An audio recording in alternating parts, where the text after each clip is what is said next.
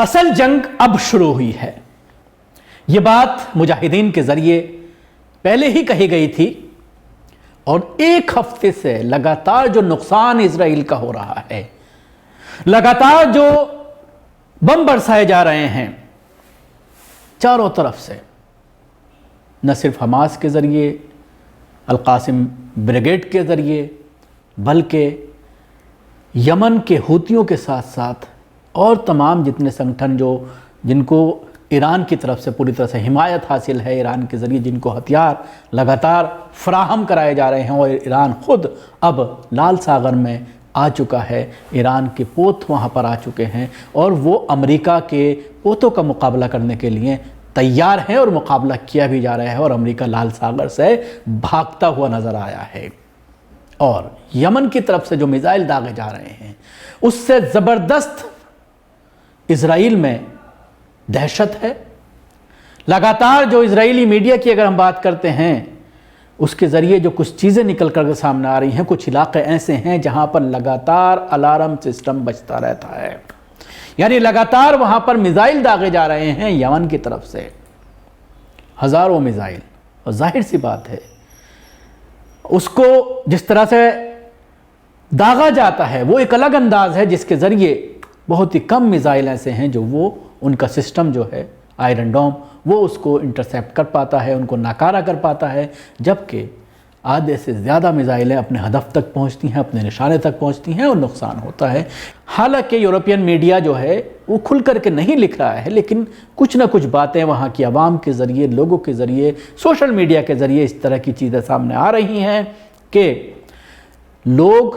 زبردست دہشت میں ہیں، اسرائیلی ناگرک، یہودی، اور آدھے سے زیادہ دیش خالی ہو چکا ہے، دوسرے کنٹریز میں لوگ جا کر کے پناہ لیے ہوئے ہیں، بھاگ کھڑے ہوئے ہیں یہاں سے، تو کہیں نہ کہیں دہشت کا ماحول ضرور نظر آ رہا ہے۔ ایسی رپورٹ سامنے آئی ہے کہ اب تک ہزاروں اسرائیلی فوجی جو ہے وہ مارے گئے ہیں، اور ہزاروں جو ہے وہ زخمی ہیں، جن کو ہیلی کاپٹر سے الگ الگ اسپتالوں میں شفٹ کیا گیا ہے، ان میں سے سینکڑوں ایسے ہیں جو اپاہج ہو گئے ہیں۔ تو ایک بڑا نقصان اسرائیلی فوج کا وہ ہے نظر آ رہا ہے۔ اسرائیلی فوج کا بڑا اعتراف یہ سامنے آیا ہے کہ حماس کے نائب سربراہ صالح العروی کی شہادت کے بعد لبنان کی سرحد پر حزب اللہ نے کئی اسرائیلی فوجیوں کو ہلاک کر دیا ہے۔ اس کے ساتھ ہی مرنے والوں کی جو سنکھیا ہے وہ ابھی سامنے نہیں آئی ہے، لیکن ودیشی میڈیا کے مطابق لبنان کی جو جہادی تنظیم حزب اللہ نے بتایا ہے کہ انہوں نے سرحد پر کارروائی کرتے ہوئے اسرائیلی جو آفیسرز ہیں ان کو ہلاک کر دیا ہے اور زخمی کیا ہے۔ حزب اللہ کا کہنا ہے کہ اسرائیل کی طرف سے خطرناک حملہ لبنان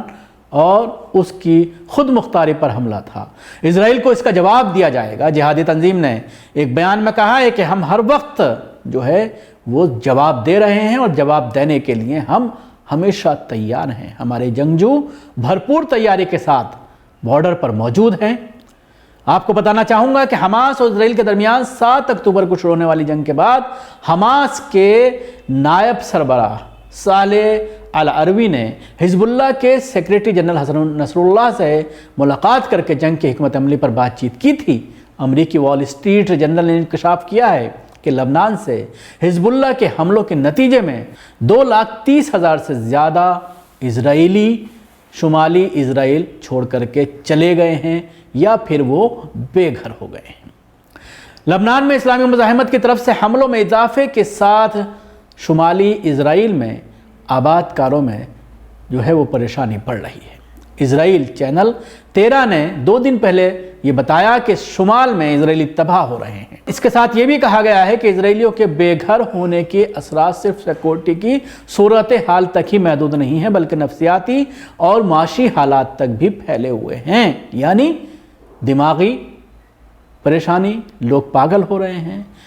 ڈپریشن میں جا رہے ہیں، کھانے پینے کی چیزیں بھی وہاں پر نہیں ہیں، معاشی حالات بھی جو ہے وہ کیونکہ کام کاج ختم ہے تو اس سے بھی لوگ جو ہے دماغی پریشانی میں ہیں۔